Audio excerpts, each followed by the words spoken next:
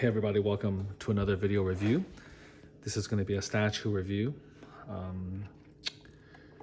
I think I said I was going to do a blowout Master Replica's Vader lightsaber, but that's going to have to wait a little bit because it's going to take a while. I have to still polish the signature plaques for my New Hope Vader Dual Signature edition, and I have to find the time and the space to get all this stuff out, and that's going to take a while. So in the meantime, I wanted to do a more traditional statue review. This is of First4Figures Ivy statue from Soulcalibur 2, I believe. Yeah, from Soulcalibur 2.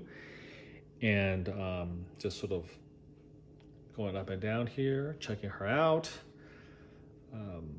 I guess I'll try to take a step back so you can see sort of how tall she is. This is quarter scale. Okay, here we go. So this is the definitive edition of the statue. She was put up for pre-order in November of 2021. And I just got her, I think, about a week or two ago. So it took a little bit longer than a year, which honestly is not too bad for statue production, especially in COVID times. A little bit over a year is reasonable. So before talking about her, I think there's only one other YouTube video right now about her, and there was no talking. It was like a 4-minute music video, essentially just kind of turning her around. With different, with her different attachments. So I guess before talking about the statue, I'd like to talk about the company First4Figures. I just authenticated the statue. So First4Figures is a company that does a lot of pretty unique things, and they can be a little bit controversial. I mean, they have a lot of fans, and they have a lot of people who are not very supportive. They're not fans, actually. But this is a company that's actually been around for quite a while. And again, I talk about them every time I do a video review on one of their statues. I own about 8 of them, and I haven't done reviews on all of them, actually, all of the stuff I bought from them. But, they began their sort of, the company began like many years ago, well over a decade ago, and their niche has always been video game properties. And they started off doing pretty simple ones, that later on became quite sought after. The thing that comes to my mind, at least, are some of their early Legend of Zelda, as well as Metroid Prime statues.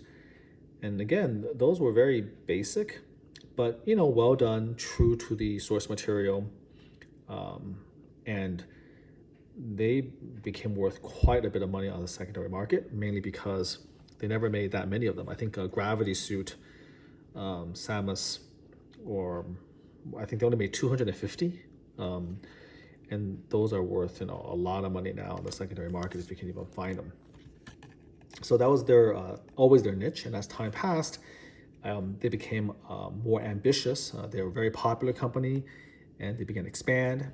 And they started a YouTube channel. They started a Facebook group, and they became quite a bit more ambitious in terms of the projects they're taking on and the complexity of the projects. And with that expansion came some growing pains. Quality control being one of the major ones. When you are making more statues and you are making them more complex, sometimes the factories that you contract with are not able to really handle what you want, and there could be some pretty significant issues then when it comes to shipping them out. And I've had some personal stories regarding that, but that's for another time.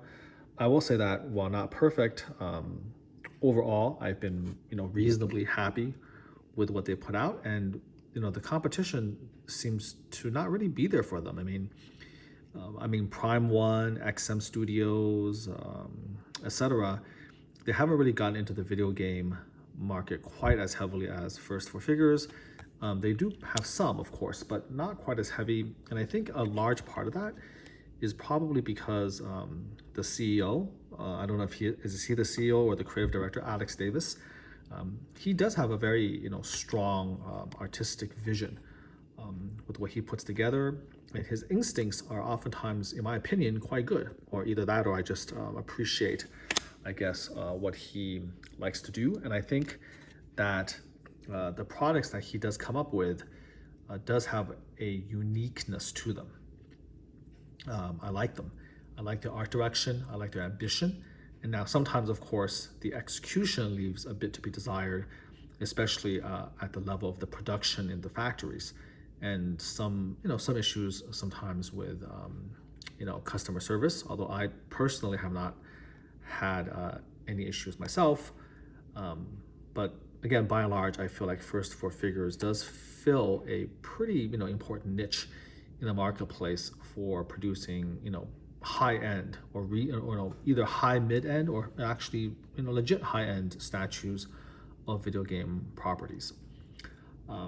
And some of the things that their website does that I think is really neat is they're one of the few companies that gives you a chance, along with XM Studios, I believe. They're one of the few companies that really give you an opportunity to very meticulously track the details of all of your purchases from the company. And so in the website, if you log in, you will know exactly when you put in the pre-order with them. If you order directly from First4Figures, you'll know when you did it. You'll know when you received it. You'll know how much you paid initially. You'll know the statue number. All that information is on there, which I think is kind of cool. It's kind of like this record of what you've bought, and you may even transfer again statues in terms of the authentication, just like XM Studios. And what First4Figures does that XM Studios I don't believe does is that if you do have a line of statues, for instance, from Super Mario Brothers, or in this case from Soulcalibur 2, and you actually got in on that line from the very first release, if you authenticate and you put in all the information, including the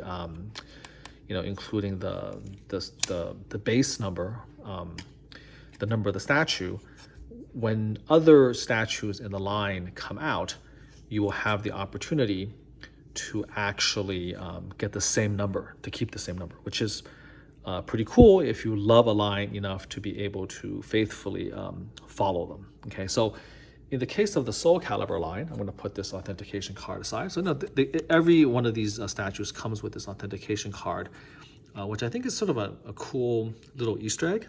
It's a classy little touch. And I like the quality of the card. It shows you the statue, it shows you what you bought. So it's really, really nice. So at least for the Soulcalibur line, I did get in on the Nightmare exclusive statue, and I followed up with a Taki exclusive, and now I have the Ivy definitive, which is a little bit more rare even than the exclusive. And I've kept the same number throughout, which is number 24. And so that's one of the things that I do appreciate from First4Figures, is that they allow you to do that. And I think still they're one of the only companies, if not the only company, who gives you the opportunity to keep the same number for all the statues in the line. So again, I like that. So now let's get to Ivy herself. I've done reviews on Taki, but I don't think I've ever gotten around to doing a review on the Nightmare. I have to check. Maybe I have done a review on the Soulcalibur 2 Nightmare statue from First4Figures. I have to check. But in any case, I know for sure I did a review on Taki. And so now it's Ivy's turn. So, this statue has 3 different versions, which I think is maybe a version too much. I'm not a big fan of, again, taking statues and then starting to do the comic book treatment, which is different covers. I find it kind of gimmicky. I find an exclusive and a regular edition is more than good enough. But for her, First4Figures has decided to muddy the waters again by giving us 3 versions. So essentially, there's a standard and exclusive version, and she's on a very, very simple black base, almost like my turntable. And the standard edition is the one that actually comes with just basically, the sword version of her weapon. Okay, so we'll take a look at this a little bit later on. I believe the name of this weapon is Valentine, actually. And the exclusive edition comes with a sword as well as the exclusive weapon, which is the Valentine in whip form. And you can see that it's on a very, very like strong wire, and it is flexible. So that's the exclusive and the standard version. And then they put in a definitive version, which has her on a base. And this is a pretty ornate base, actually. We'll go into some details on that. And only the definitive edition has the base. And this is a base from her, I guess, home level in Soulcalibur 2, the video game, which is Egyptian themed, okay? And so that's the one that I got because, of course, since I'm collecting the whole line, I always get the most exclusive version that I can, okay? So that's the story. In terms of the price, it is quite pricey. Even the standard edition is over $500, and I think the exclusive is maybe 50 more than that. And the definitive edition, because the base is being a simple black base, is this more ornate base, added quite the price tag. I think by the time it was said and done, it was like close to $670, you know, and that's not including tax and shipping and things like that. Shipping was actually quite pricey. I used my First4Figures points to defray some of the cost, but yeah, this statue, you know, is quite expensive when you consider, you know, what you're actually getting. And I don't really know what to think about that. Like, you know, is that just part of inflation, or is that indicative of a wider issue maybe with the company and their profit margins in general? But let's see if it's worth the money. So I guess we should start off by just talking about the character. So for those of you who don't know, she is a very popular character from the Soulcalibur fighting game series. And that fighting game series was popular enough to spawn 6 games and counting. The original Soulcalibur was released for the Dreamcast, for the Sega Dreamcast, and it was definitely a system seller. It was a killer app, and everybody who bought a Dreamcast, I think I'm not too far off in saying that they got a copy of Soulcalibur at the time, which was, I think, 1999, 2000, around that time period. It was definitely a game that showcased amazing graphics, jaw-dropping graphics at that time. And she is one of the most popular characters in that game, along with Taki and Nightmare. It's not hard to figure out why. She's, you know, a dominatrix costume, extremely busty, very, very sexy. And she also has just like a really, really cool, sort of like a cool story, cool look, a very unique, cool look, as well as a really, really cool weapon. And so she has kind of everything going for her as far as it comes to, again, popularity.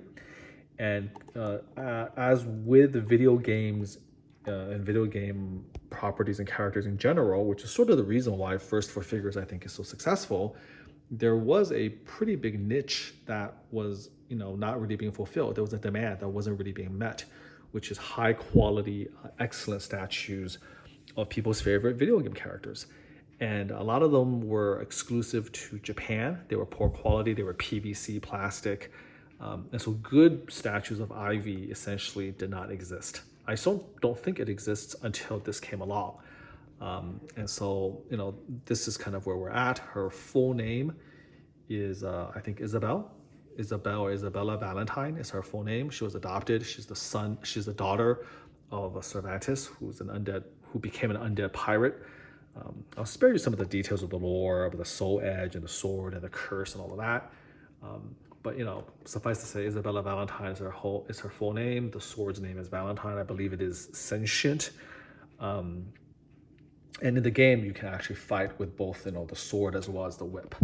And depending on how you want to do it, you have to change stances and things like that. She's usually one of the harder characters to learn how to do well with, just because of the complexity of her attacks and having to memorize, all the different combinations of the stances. So that's the character. And, let's move on into the statue itself. So we can start with the base, I suppose. I mean, this is the definitive edition. So the base is very heavy and solid. It definitely kind of has this, pretty nice, accents. This is attached to the base. So from here, you can see that there's these, FOD gemstones. They're plastic, but, it looks nice. There's one here. It's like ruby red and purple. And if we move it around to the other side, there's another one right over here. Okay, so both of them are basically magnetized. You place it here. You can see a little bit of the wood finish of the polystone here. So overall, nice base. I kind of like the extra effort that went into the details over here. And then again, you can see a central little ruby here as well. You can see the Eye of Ra, which is again from her home arena in the game, showcased right over here. And then you can see some of the little nicer details of the rock, and the details of the rock, the cracks. You try to put a little bit of a little bit of variety and texture to it. So overall, I'm pretty impressed with the base. In addition, you put her on through a steel, rod through here, and then it's actually magnetized over here. So things are in good position. So as far as the base is concerned, I do like the fact that, there's a lot of different texture, good sculpting of the cracks, decent paint, as far as the base is concerned. Nothing, I think, in my opinion, too spectacular, but good, not bad, nothing I can complain about. And I do like the use of the different materials to, give a little bit of variety to that. And for those who are Soulcalibur fans, the Ivy fans, I think the Eye of Ra is a nice little touch. And I do like the fact that, you get to put this little piece on the side. It gives it a lot of character with the little feathers and the detailing here. Again, the fake gemstones. All add, I think, a touch of class to the base. Now, if you're talking about, whether it's worth it or not, I mean, this added almost $100 to the cost of the statue. Is the base itself worth $100? Well, I think that's a personal decision. It's hard to quantify. I mean, I do appreciate the base. Would I have wanted to spend $100 had they not forced me to? It's close. I mean, I don't have, personally, I don't have a good answer for that from my point of view.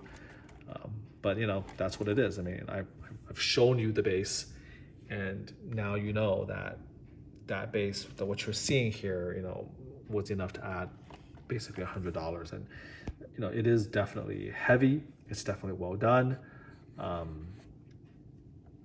it worth the cost? I don't know. Moving on, I'm going to back out, so hopefully you can kind of see her from all different directions.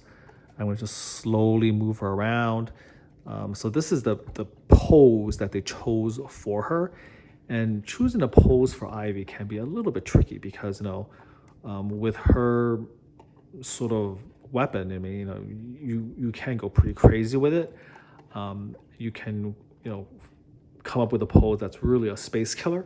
So what they decided to do, which I think again is the right decision, I mentioned previously that I think Alex has just a way with art design, and his instincts are typically pretty good when it comes to extracting, I think, the essence of a video game character. It's obvious that he loves video games and video games characters, and he just knows how to translate that into statue form. They decided to give us a pose with her essentially twirling her whip around her, her arms over her head. This is, I think, her victory pose from Soulcalibur 2. So they went with that, which I think is very, very good. It kind of showcases her sex appeal very nicely. It gives you a chance to appreciate all the aspects of her anatomy as well as her costume. And it's reasonably space efficient, space friendly, which is important these days. Okay, so now let's just sort of move a little bit closer, talk about the sculpt. I think the sculpt is actually, pretty amazing. Again, when you have video game characters, it's not quite the same as, I don't know, like a movie character, or like a Predator piece or something like that. It's not really too much about like photorealistic detail. I mean, because, this is essentially like a video game character, right? And so, as far as it goes, I think that the sculpt itself is very, very good, very, very true to the character from Soulcalibur 2. The anatomy, is of course over the top, but it's accurate to the, it's accurate to the video game. It's accurate to the design of the video game. It's done very, very nicely. I think the anatomy is done very, very nice. Again, exaggerated, but done well. I like to say that. Let's take a look here at some of the detail, like most people do. We start with the feet. So, she's basically like a dominatrix. It's pretty funny. This only happened in a video game. She's a dominatrix with armor, but, essentially in an armored bikini, right? And so there's like aspects of armor here. You can see sort of the armor here for her foot. It's nicely painted gold. I kind of like the little symbol right over here.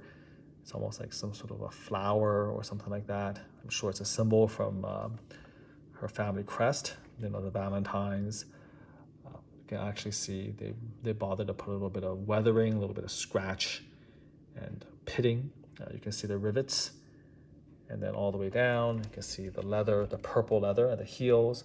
So her color is purple. She has a purplish white hair and her costume is purple. And then we go all the way up to, up the legging. You can see the legging all the way up to the thigh, and you can see how it alternates between, the gold metal as well as the, the leather and the purple fabric. You can see actually they went ahead and they did take the time to sculpt the individual stitching of the leather, which I think is a very, very nice touch.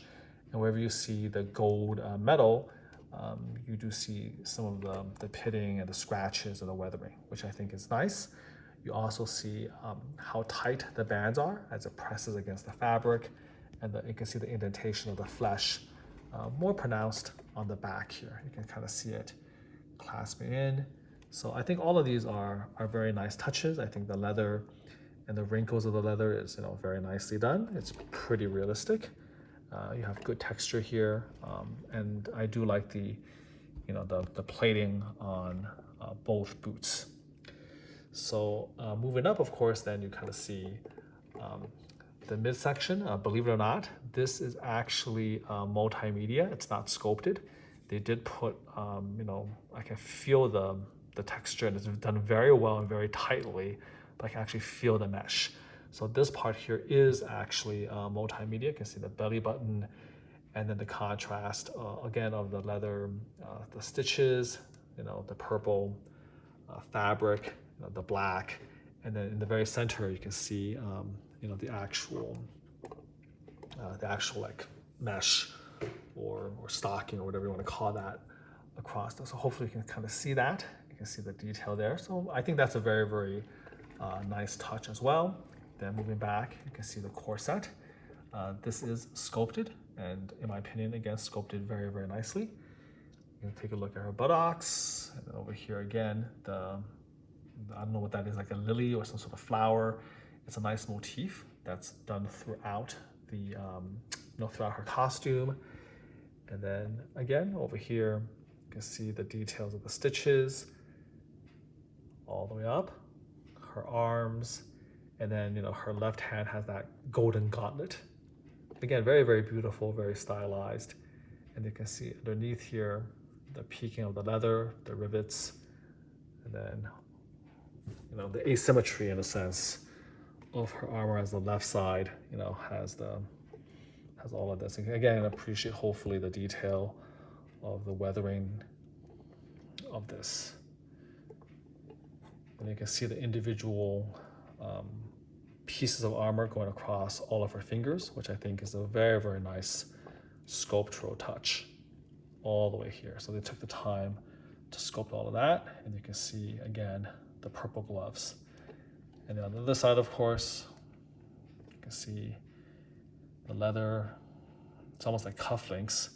They even went so far as to carve that in, and then the gold, you know, the gold post that puts it together. So the sculpt, I think, is, you know, pretty fantastic. It has a lot of detail to it. And then all the way here, you can see that they went the extra mile, showed you all the different parts of the sword, the golden chain. On the inside of this is a very, very, you know, strong wire that you can actually, with some difficulty, if you wanted to take the time, you could stretch out and pose however you wished. And then the natural curvature all the way around. So definitely, as far as I'm concerned, the sculpt is very good. They did a good job with the breasts. Again, nice and full, barely contained with a dominatrix armored bra. Here, take a look at the choker. She has the little earrings, the purple lipstick, nice paint app on the eyes. I don't know if it's painted or decal. It's probably decal. And then, of course, her hair hiding, kind of hiding the other eye. But, you know, from this angle, pretty face, nice expression, good job with eyes, decent lipstick. So again, moving back, I have to say I like the accuracy of the statue. I think it, you know, carries across the sensuality and her sexuality very, very accurately. Very, very nice anatomy. If you are buying like an Ivy statue, this is kind of, you know, what you want. It's kind of what you're expecting, and I think it definitely delivers as far as that goes. It gets the essence of the character down. She's been one of the most popular female video game characters for many years, well over a decade, and this easily is the best quality statue of her ever made. This is the standard, quarter scale, high quality, accurate. It's just overall a very, very beautiful piece of work. Excellent iconic pose, great detail in the sculpt. Really, really nice base, even though you kind of got ripped off $100 for the benefit of that base. You know, but this is where we're at, right, in 2023 statue collecting. And, you know, you can also pretty easily put on, again, the hand if you want to just imagine like that. Now she'll be, you know, rotating with the sword. This sword, by the way, since we're talking about it, we can really take a look here. So I'm going to tap it. So here's the runes on the sword. Very, very beautiful, very accurate on both sides.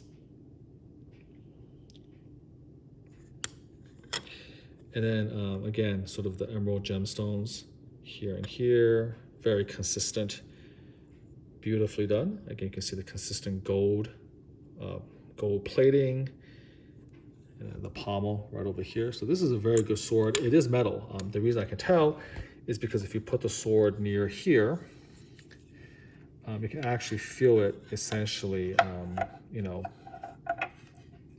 here, I don't know if I can do this, but you can actually feel it attracted to the magnet that is holding the foot here into proper position. And they can actually feel, I can feel the magnet sort of, you know, drawing the sword. So I think that's actually a really nice, you know, nice detail that the company actually went out of the way to make a sword metallic.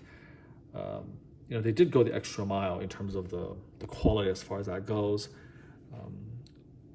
I guess is it a pet peeve? I mean, one of my pet peeves is like for super high-end statues, that companies sometimes still take shortcuts and give us like, plastic or resin for weapons that in reality should be metal. And I've done reviews of J&D Studios from Korea, and everyone who's seen those know that I'm a really, really big fan and big supporter of J&D. But one of the disappointing things is that they create such amazing silicon third scale, statues, but they tend to cheap out a little bit on some of the accessories. Like the knife for Joker should really be metal. The cow that Selena Kyle has really shouldn't be plastic. The guns shouldn't really be plastic. There are opportunities where they really can just step up. I mean, they're charging $2,000 to $3,000 per statue.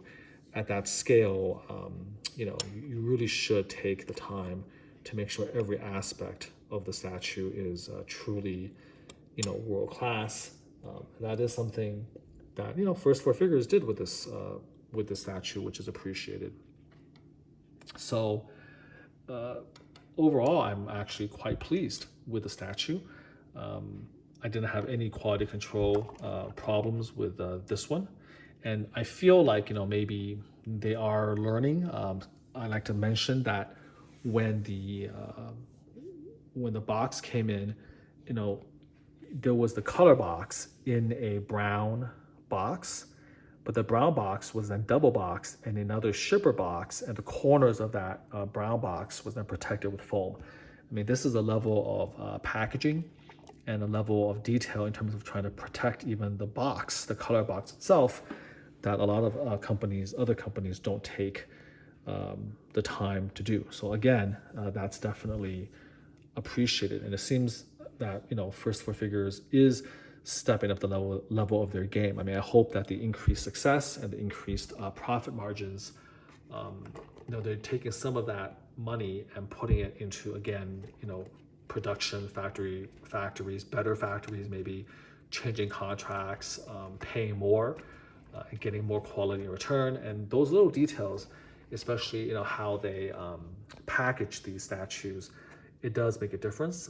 It seems like these statues fit together a lot better.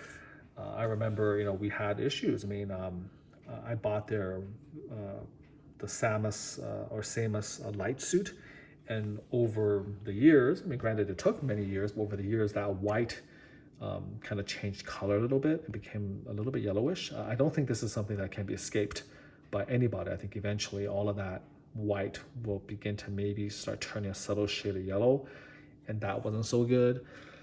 I remember, the Bowser, statue, which is still one of my favorite statues from the Super Mario line. I remember that one, when you want to turn the flame on, the actual plug-in didn't really work, and I had to basically get the effect by using a battery. And that battery, by the way, is not like a AA battery. It's one of those weird batteries that you have to buy, and that was years ago. Now it's run out, and I can't just plug something back there to get it to work. So that was also a little bit disappointing. I remember Taki came with some broken scabbards, which, to be fair to First4Figures, they replaced without too much issues. So through the years, I mean, that's the thing. That's the yin and yang of this company. I think that they have really, really amazing art design. They really do kind of give you a version of a character you may love that you can't get anywhere else. It's really ambitious. So again, the art direction, the design, all of that's there, but they're failed by, again, poor quality control at the level of the production, at the production level in the factories.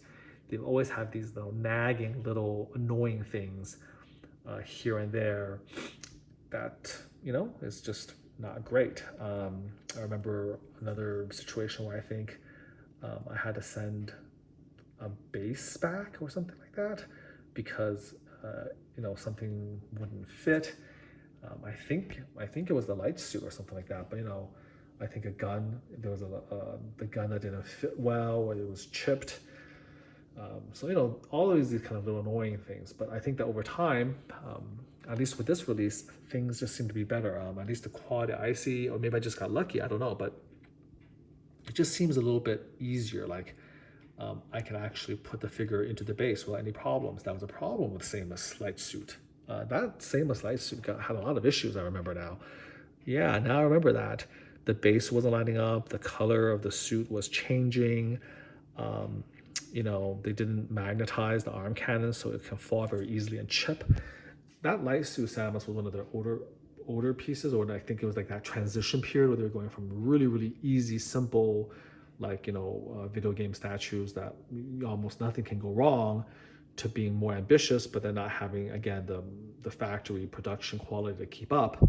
But I think that their various suit, which had so many crazy delays, but that came out gorgeous with the lights and everything, absolutely gorgeous. I think that again, this Ivy statue, by and large, fantastic production quality, absolutely nothing to complain about. You got the magnet, you have a nice fit, everything was packaged well. So again, hopefully they are learning and they're getting better. And I'll always have so much appreciation for them, making such an amazing Bowser statue. It's a little bit disappointing that the flame effect is not easily, reproducible or done. But you win some, you lose some. I certainly didn't want to return like a close to 40-pound statue just for that, when I could just use the battery if I needed to.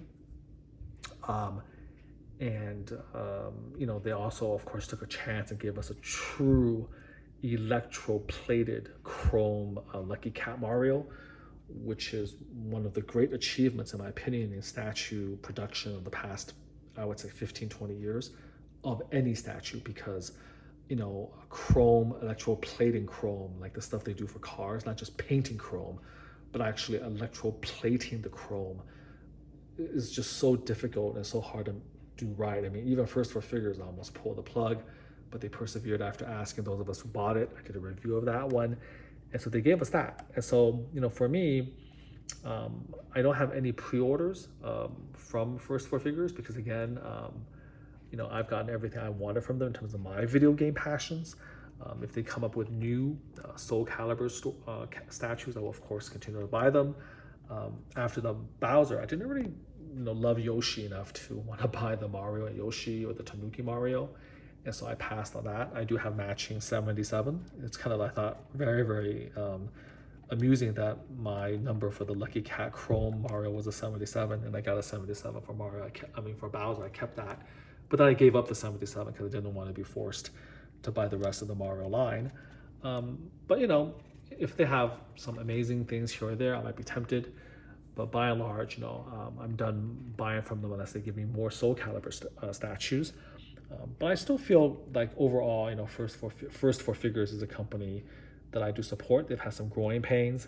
They're expanding, and there was a rough stretch there. And I know there was a couple of pretty angry people, both on YouTube and Facebook, regarding their experiences with First4Figures. But I personally have had, while certainly they're not perfect, overall, I've been pretty pleased. And for every statue, like the light suit, Samus, that was kind of a letdown because of all the little quality control issues. We have statues like Ivy and the various suit Samus, for instance, and a Bowser or Lucky Cat Mario that kind of saved the day. And so that's my overall view on the company and the statue. Again, look at this. I mean, this is like better mesh than like Predator. This is, I think, better done than even the Predator pieces.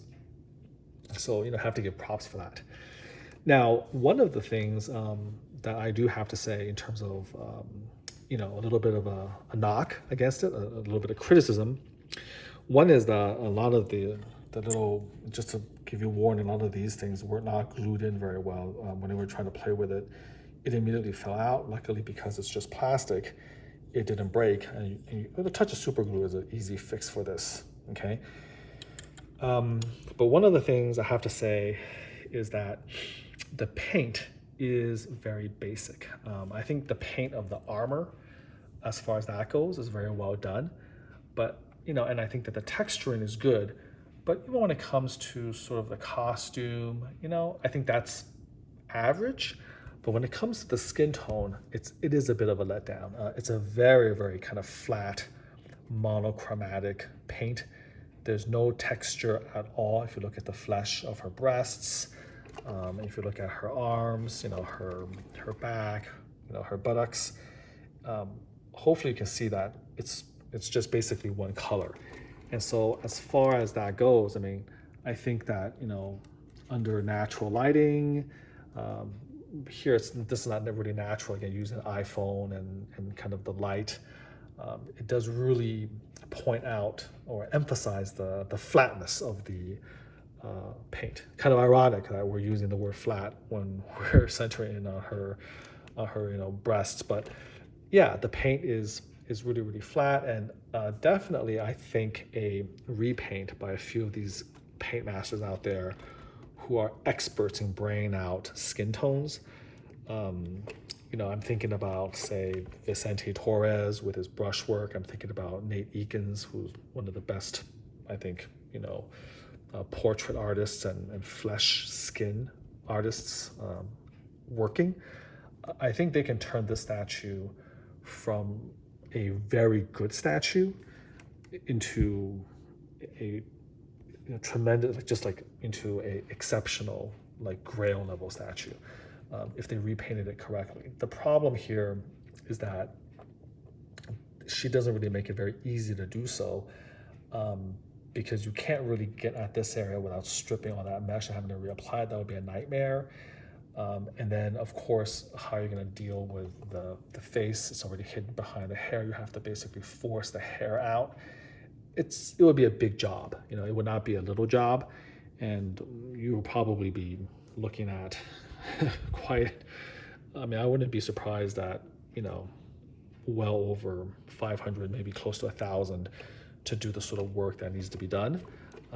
So this is probably not going to happen. I don't know if it's really practical to force that hair off. You're going to be doing so much damage to the portrait, and then, you know, you would have to repair all of that. You know, is it worth all of that? So it's also, again, one of those statues, just because of her character, the way she does her hair and her armor, her costume, that makes a simple, you know, skin repaint, in my opinion, probably not very practical. So I kind of wish they had just done a little bit better job, you know, painting her skin.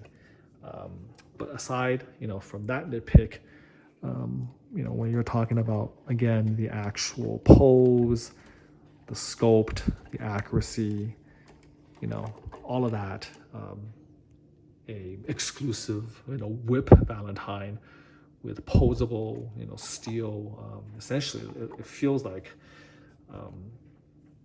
steel wire, you know, very heavy steel wire. With all of that put together in this nice, beautiful base, overall, I think this is an excellent statue, actually. Very, very nice. You know, if I had to choose, it's so hard to choose. I think every statue in this line has been really good in its own way. Nightmare, of course, an amazing armored piece. And then Taki, it's pretty funny because, you know, Taki gets away with a lot because she's in that full bodysuit. But I think my review showed her that she's very, very sexualized as well. You know, very, very large breasts and buttocks. It's just kind of harder to see unless you're on a video like mine, because of course it's all one color, it's one jumpsuit. And then you have Ivy with her pose and the costume. So I think all three are really, really good. I don't want to do recency bias because of course I just had her, but I just opened her up. But I would say, you know, of the three, probably Ivy is my favorite, just because of all the things that I talked about.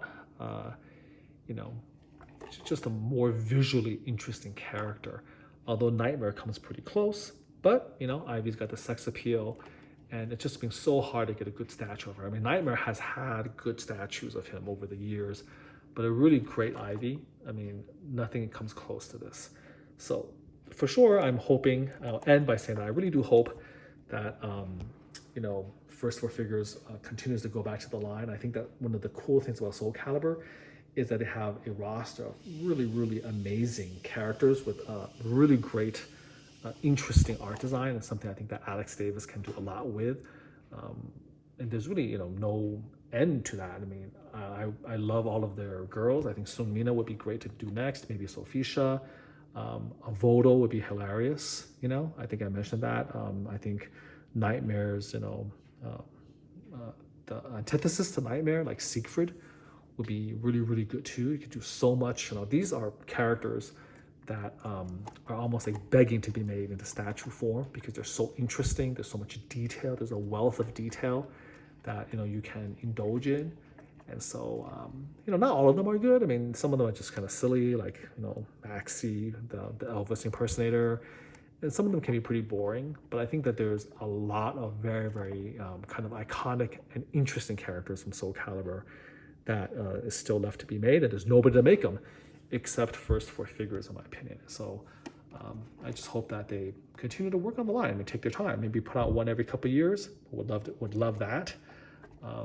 And go from there. I know there's a really cool one of a quarter scale Siegfried stabbing the soul blade or the soul edge with almost like a church background, and that looks amazing. But you're hiding a lot of Siegfried's face, and you know, I don't know quite how to feel about that particular statue. I think that's from Pure Arts is the company that did that one. So maybe First4Figures has a little bit of competition. I'm not completely sure if they even have the license. Again, licenses for these things can change so often. But if they do still have the license for Soulcalibur 2, I do hope that they make a couple more interesting guys, all of the girls for sure. I would love that if they did that. And again, hopefully continue always to step up their game. I think that they've already gotten better. I mean, I think this statue overall, quality control has been pretty solid. So the next step is maybe pay a little bit more and just get a little bit better paint job again on the skin. Again, I don't think that it's a bad paint job. I think it's just a very average and mediocre paint job, and a paint job that you would expect from, say, you know, just very, very average type of thing. I think even Sideshow has commissioned us, you know, a little bit better. They paid a bit more money to get a little bit better production factory paint job. So I think that, you know, they could try to do that. All right, well, this definitely, as usual, came out to be quite a little bit longer than I thought. I haven't done a Soulcalibur First4Figures statue review in a long time, and I guess there's just a lot to say. And looking forward to Ivy for so long. There was a lot to say. I guess one of the things I can do is I can end by, let me see if I can pull this off. I'm just going to really carefully take this thing off so I can see that this thing actually comes off. It's a pretty simple statue. She comes in one piece. The head, believe it or not, does not come off. Just body on base, and then you have the left hand that's gauntleted, and then you have the switch out. Now, unfortunately, from here, this is not a magnet. It's actually with a peg. So we're going to gently take the peg out like this. You can see that. And then we're just going to lift, move that out of the way. And then I just wanted to kind of show you what she looks like with the sword. Again, I'm hoping that I don't screw this up because, you know, I'm trying to obviously shoot while one-handed trying to put it in, and because it's not magnetized, you have to sort of gently figure out where that hole is going to be, and that's not a particularly easy thing to do. I think I finally figured out where that goes. So there you go. So now the fist is in place. It's important to do that because this sword, being metal, is way heavier than the whip. Okay, so put that in there, and then let's move her around and get that gauntleted hand back in.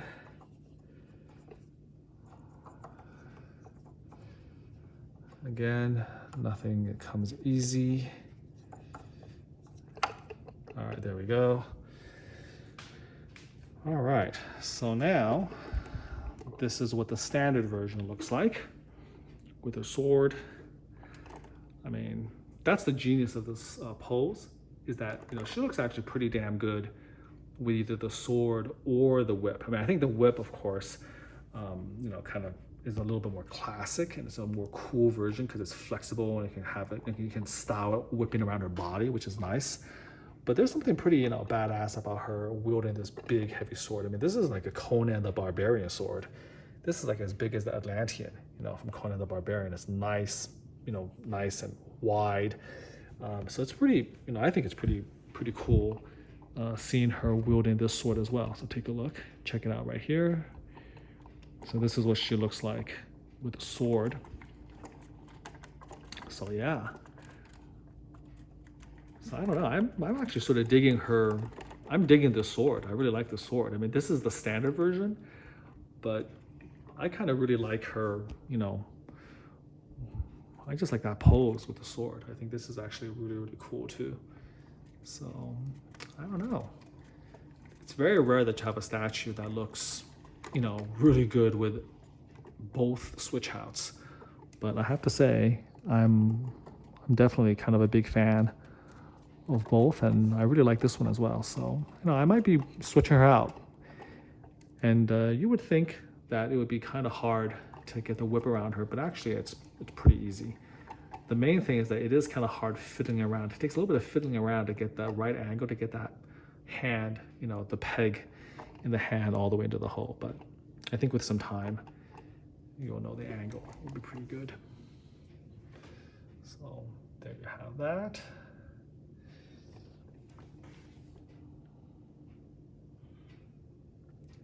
Nice close up here.